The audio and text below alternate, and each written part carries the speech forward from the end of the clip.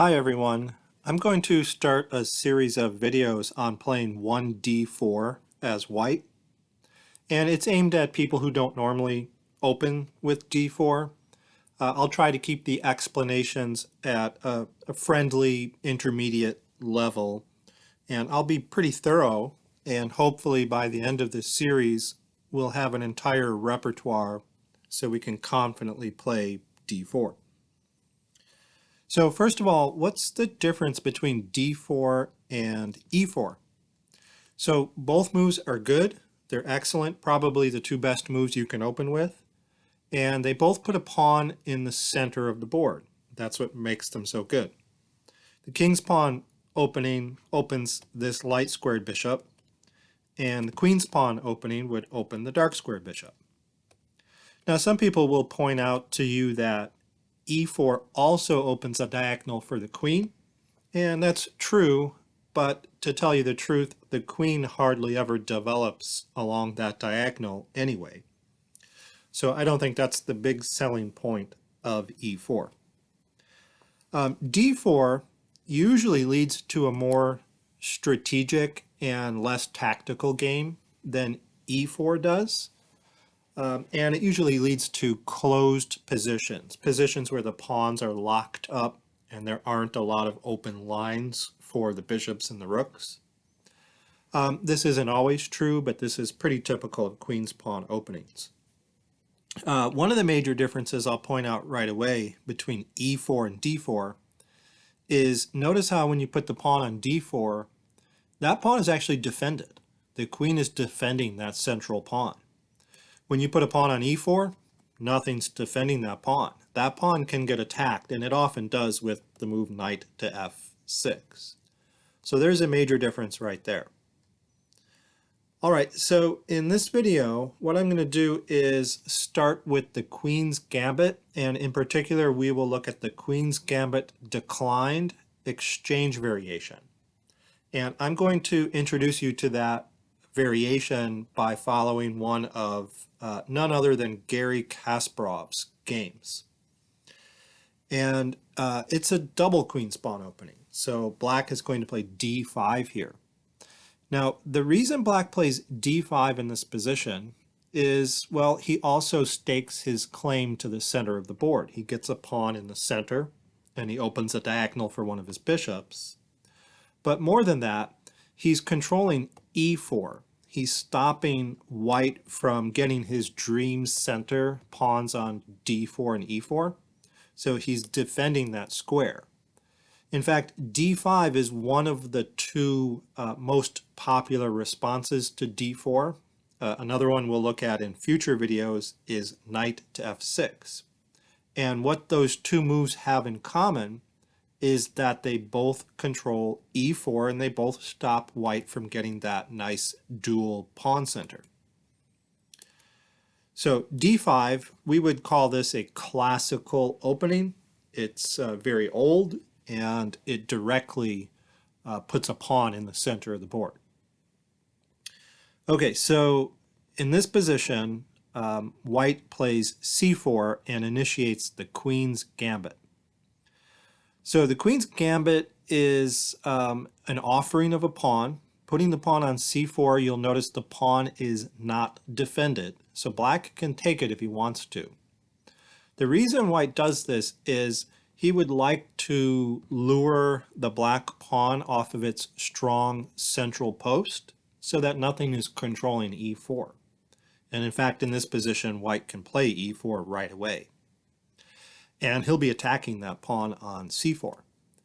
Now, most people will tell you that the Queen's Gambit is not a true gambit because it's very easy to recover the pawn. Black would have to kind of tie himself up in knots and get an inferior position in order to stay a pawn ahead in the Queen's Gambit.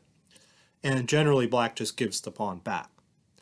So it's not a true gambit in the sense that white is permanently giving up that pawn. In fact, white can gain it back right here on this move if he wants to. He can call check and fork the pawn. That's not normally how white recovers the pawn, though, because he doesn't want to spend two moves with his queen to get the pawn back. He gets it back in more favorable ways. But I just wanted to point out that this is really not considered to be a true gambit.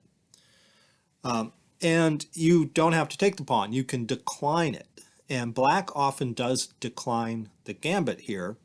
And there are, I would say, maybe 3 moves to consider in the position other than accepting the gambit. Black does want to protect the pawn because white is threatening to capture it. And the pawn is protected by the queen, but black doesn't want to recapture with the queen and bring the queen out early. He'll just have to waste a tempo moving it again when white plays, let's say, knight to c3, attacking the queen. So black doesn't want to do that. So if he doesn't accept the gambit, he wants to defend the pawn. And I can think of 4, I guess, ways to defend the pawn, but 2 of them are pretty bad. What occurs in this game is the move e6, and this is called the Queen's Gambit declined. Okay. Actually, any way that you don't take this pawn, any way of declining it could be considered a Queen's Gambit declined, but this particular way is what most people refer to when they say Queen's Gambit declined, QGD. And it defends the pawn. Now there's another way that is popular to defend the pawn, which is with c6. Both defend the pawn. Both have their pros and cons. If you play e6, then you'll notice you're blocking in the light squared bishop. You're opening a diagonal for the other bishop, but you're blocking in your light squared bishop, which often has trouble developing. If you know the French defense, then you know that that bishop also has trouble in the French defense. But on the other hand, if you played c6, which by the way is known as the Slav defense, then you're not blocking in that light squared bishop. So why would you play e6 rather than c6 then? Well, c6 has the downside that this pawn often in queen's pawn games wants to get to c5 and challenge white's d4 pawn. And in the Slav defense, if black ends up doing that, you could say he took 2 moves to get there, 2 tempi to get that pawn to c5.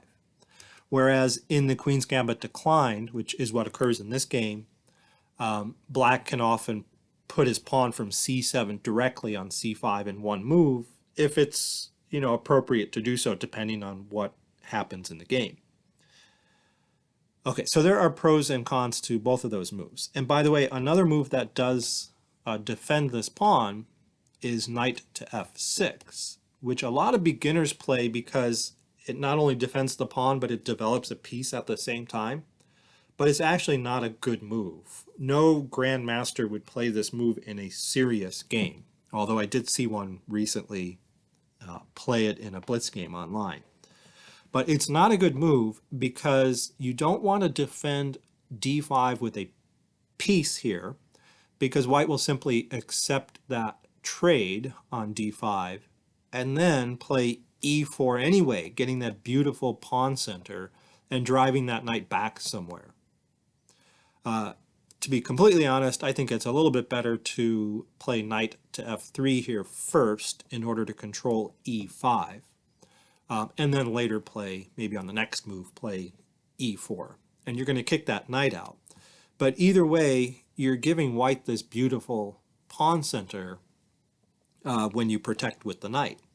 So that's why black wants to protect with a pawn, so that if white does capture, he can recapture with a pawn, keeping control of e4. d5 is considered a strong point for black.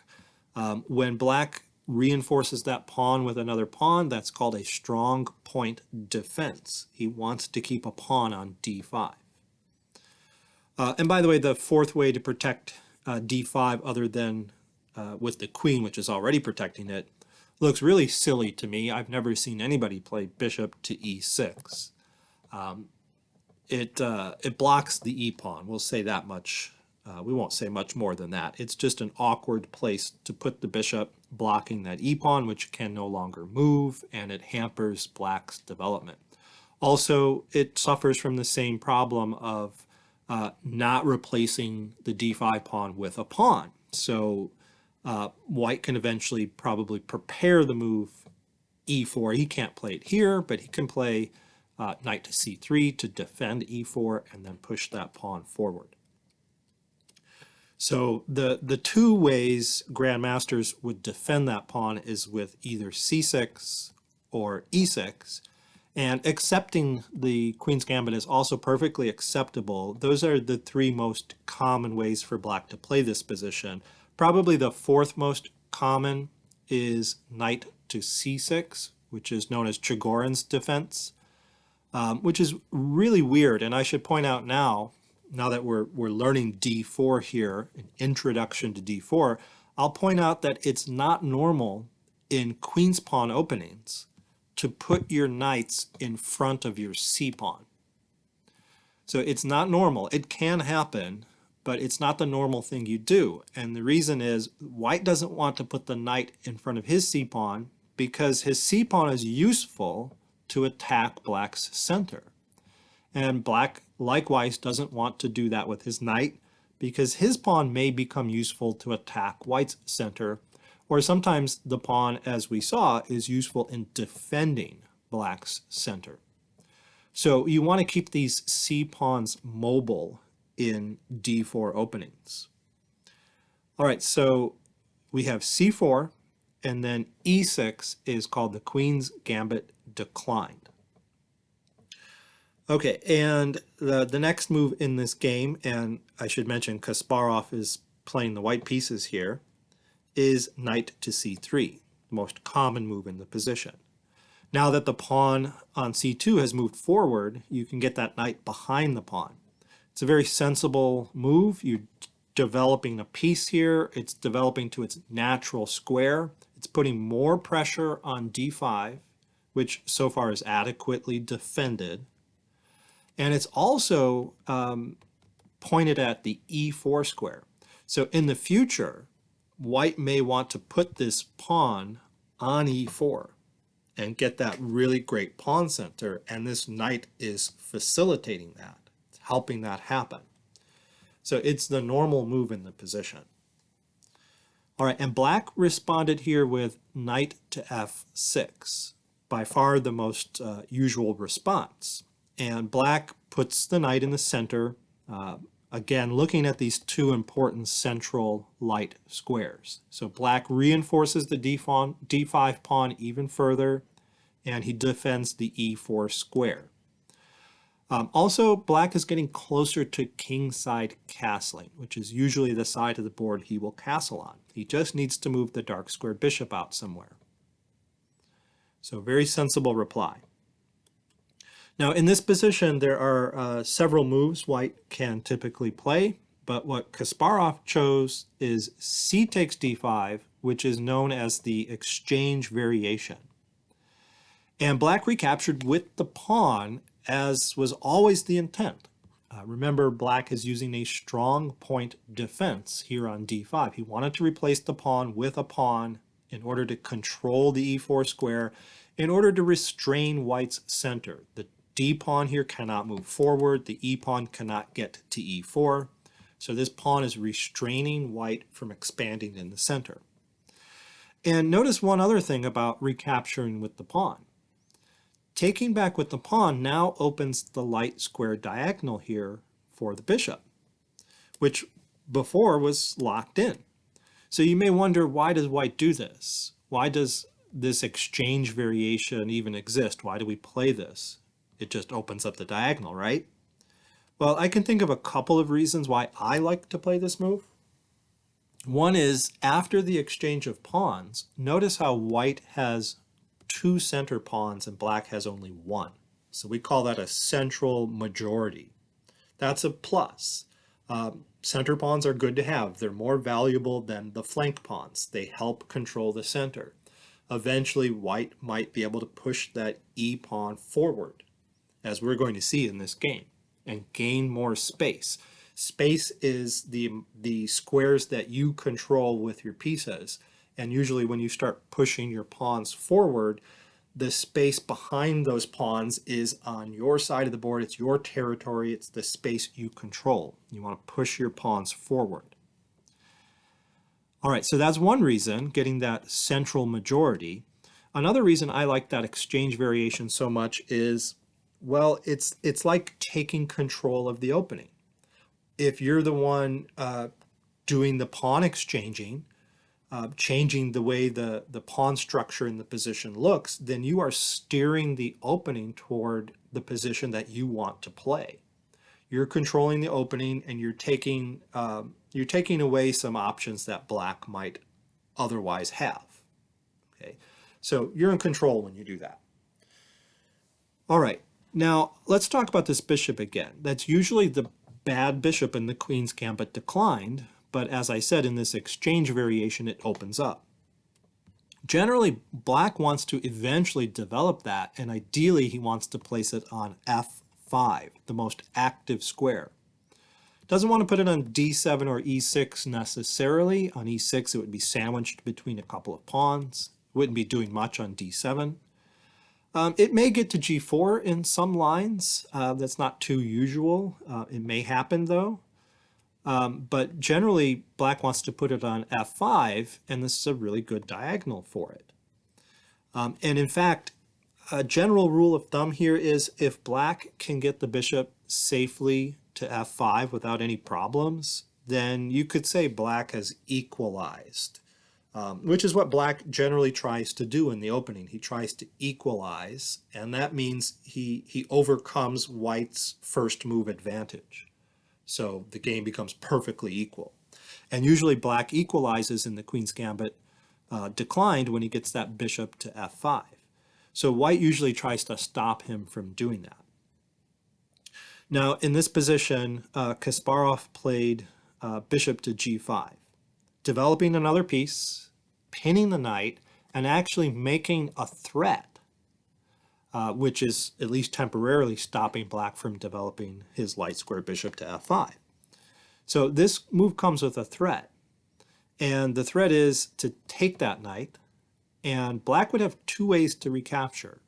If he recaptures with his g-pawn, then he's going to have this terrible kingside pawn structure. He's going to have doubled pawns on the f file, an isolated pawn on the h file, and it's going to make it very unappetizing to castle on the king side of the board. So he doesn't want to recapture with the g-pawn. But if he recaptures with the queen, which is the other way to recapture, then he's left defense of d5, and he's going to lose that pawn. It's being attacked by the knight here. So that's the threat, to take on f6, followed by taking on d5. And black has to do something about that threat. Let me back up just a move, though, before we look further at that. White needs to develop all of his minor pieces, and you may wonder, in what order are they going to be developed? Well, the reason the dark squared bishop is developed first is because of a certain way white wants to coordinate his moves. He wants to get the light squared bishop out by moving his e-pawn forward to e3, so it can enjoy this diagonal here. But he doesn't want to do that now because that would block in the dark squared bishop. So when you put this bishop out first and then you play e3 next, creating a little pawn chain here, then that's called getting the bishop outside of the pawn chain. And that's generally what you want to do with your bishops. Make sure you don't have one locked behind a pawn chain in the center. So you're getting that outside of the pawn chain. Also, you may wonder, do people play knight to f3 here? Well, very rarely. I don't really see that. And I think the reason is white wants to remain flexible. In this game, we're going to see this bishop get out first. The light square bishop is going to get out second. And then Kasparov is going to develop this knight actually to the e2 square after moving the e-pawn forward. And there's a reason for that. You can develop it to either of these squares, and there are pros and cons of both moves, but Kasparov has a plan of putting the knight on e2. And so that explains the order in which all three of these minor pieces are to be developed. Bishop g5 comes first, okay, making a threat again of capturing on f6 and then capturing the d5 pawn. So in this game, black makes the usual move to defend against that threat. He plays bishop to e7. So if we capture on f6 now. Black can recapture with the bishop and retain control of d5. And the pawn structure will be perfect. So that defends against the threat. It develops the bishop off the back rank, and it gets ready for castling. That's a triple purpose move. So that's why that's the most common move in the position. Also pretty common is knight to d7, and I want to look at that in a different video in this series. For now, we're looking at bishop to e7. All right, so next, white plays e3 to get the light squared bishop out. Okay, and now this is outside of the pawn chain. All right, so what's black going to do here? Well, black still needs to develop their pieces. These pieces need to get into the game. Black needs to get castled. So you may wonder, can black do what I said earlier? Can he play bishop to f5 in this position? After all, I said it's usually a rule of thumb that if the black bishop gets to f5, he's equalized. Well, it turns out not to be a good idea to develop this bishop too early and the queen's gambit declined. And one of the reasons for that is it leaves protection of b7. Nothing is protecting that pawn anymore. And white can often attack it. And I don't want to go into any particular lines here, but he can often attack it with queen to b3. In this position, he may do so after maybe capturing on f6 first, like that, and then playing queen to b3, attacking that pawn. Notice he's also attacking d5 with both the queen and the knight. So both pawns are hanging in the position, and black is not doing so well here because of that. Okay. So that's why black doesn't want to develop that bishop to f5 just yet, and white had time to do this move. So a rule of thumb actually, another rule of thumb actually is black likes to play c6 before developing this bishop. And there's two reasons for that. One is with the pawn on c6, it will be defending d5. So queen to b3 will not be attacking d5. So the pawn will defend that. Okay. Second reason is if you put this pawn on c6, you're now opening a diagonal for your queen. And if white puts his queen on b3, black can protect the b7 pawn by putting his queen on b6, blocking the attack. So you'll generally see black playing c6 pretty early in this opening, in this Queen's Gambit declined exchange variation, certainly before developing the light squared bishop. And he can do so right here in this position, but I think it is sensible what black did here, castles. Okay, both your minor pieces over here are developed, you're ready to castle, you might as well do so. There's no benefit in delaying that in this particular case. Okay, so Kasparov plays bishop to d3. That's generally the square you want to put that light squared bishop on. It's very active on this diagonal. It's putting pressure on h7. It's supporting the e4 square, which is going to help this pawn push to e4 later. Remember, white wants to start expanding in the center, start pushing his pawns forward and gaining space. But also, that bishop is controlling f5, stopping, at least for now, black from developing his bishop to that square. Okay, so black responds with c6. So as we said, you want to make that move before developing the light squared bishop, which really could not develop anywhere anyway, except possibly g4, protected by the knight. But that move is a prelude to developing that bishop. It also just creates a really solid pawn chain here, and d5 is well defended. Okay. Well, Kasparov responded with the useful move queen to c2.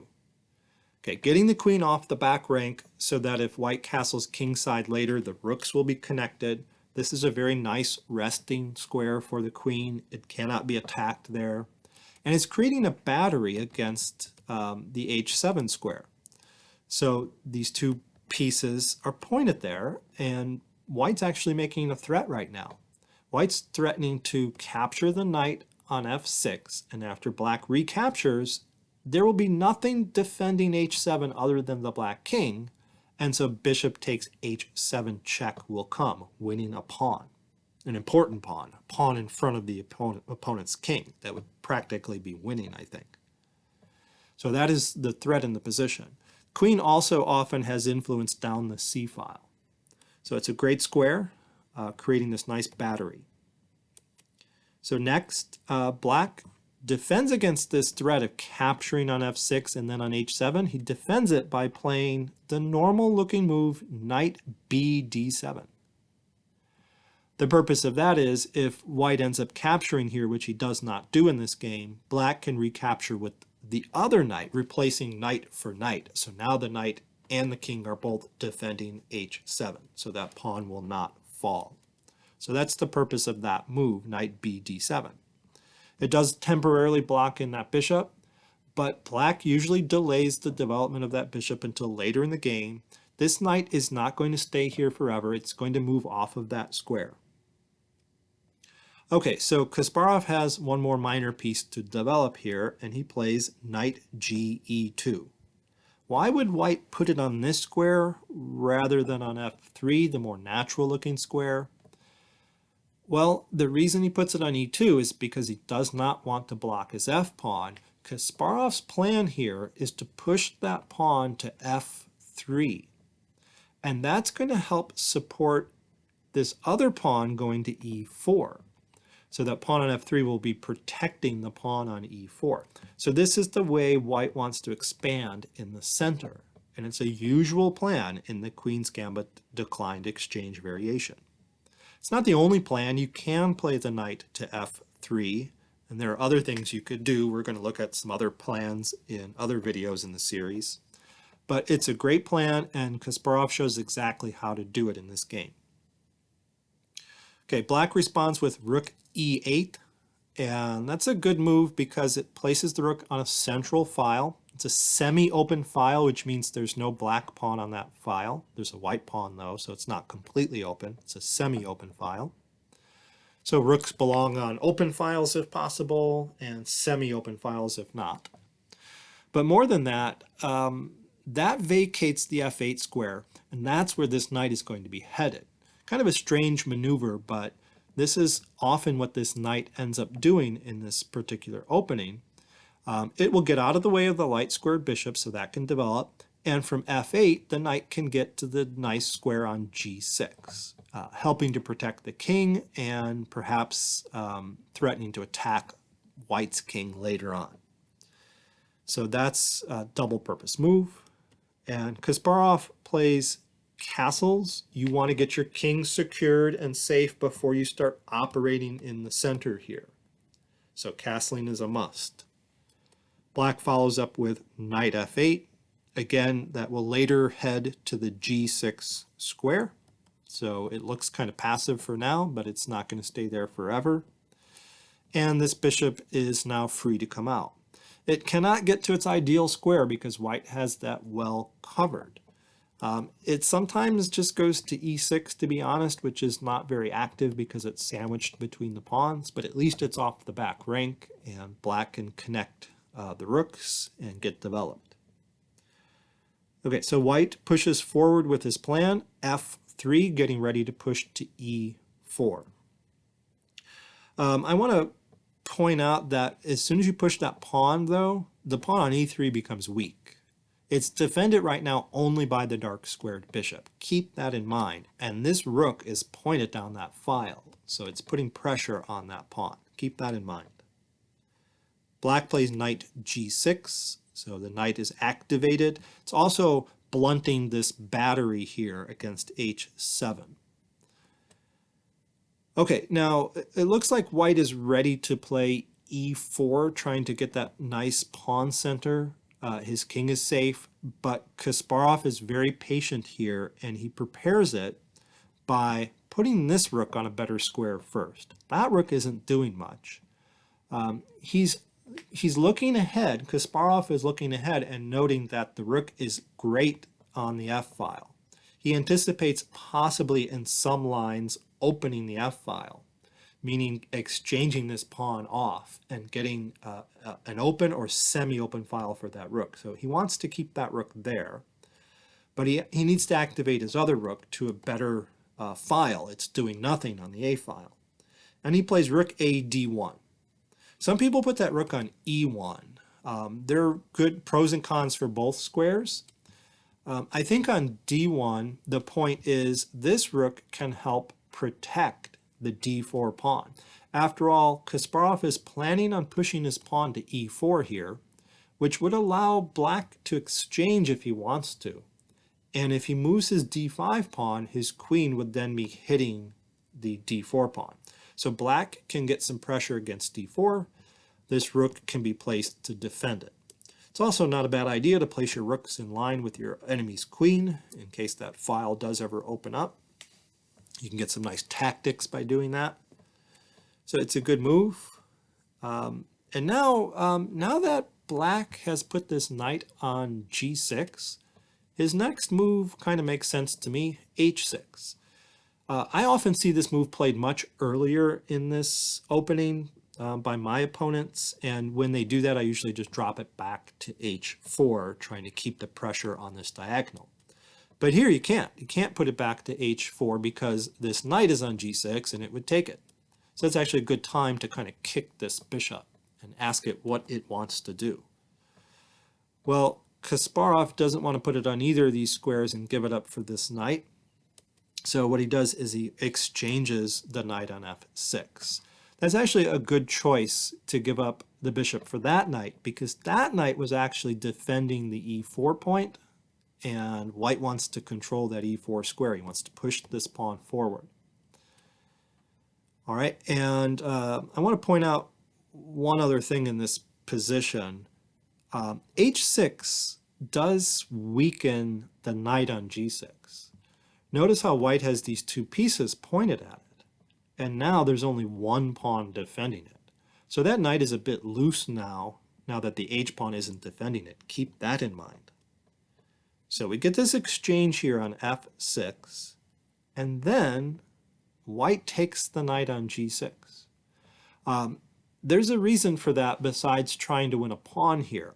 You may notice white also has this weak E3 pawn that I mentioned earlier, and it's under attack. So he's got to do something here about that pawn. And you may wonder, well, can he push it forward and complete that plan of getting that dual pawn center? Well, look what would happen. If black took on E4, white would love to take back with the pawn to keep the two pawns in the center. But if he does that, this pawn is actually loose. It's protected only by the knight on E2, and it's attacked twice. Black can win a central pawn and call check here. And white would have to respond, and if white takes, black's going to call check again. Black's going to be up a pawn. So it's not time for Kasparov to push this pawn forward, even though this pawn is currently under attack by the rook. This pawn would be taken. He would lose a pawn if he did that. So that's why he actually takes on G6 so that the rook is defending D4, getting the bishop out of the way. Okay, also removing one of black's kingside defenders. Okay, white wants to expand in the center and attack on the king side. So that rook is now defending that, and then white's going to be ready to push this pawn forward. Of course, black has to recapture the piece, and black is still attacking this pawn here on E3, but Kasparov saves it by pushing it forward. He does not want to do this. He doesn't want to win that pawn on G6 and lose this pawn in exchange. That would be a horrible idea.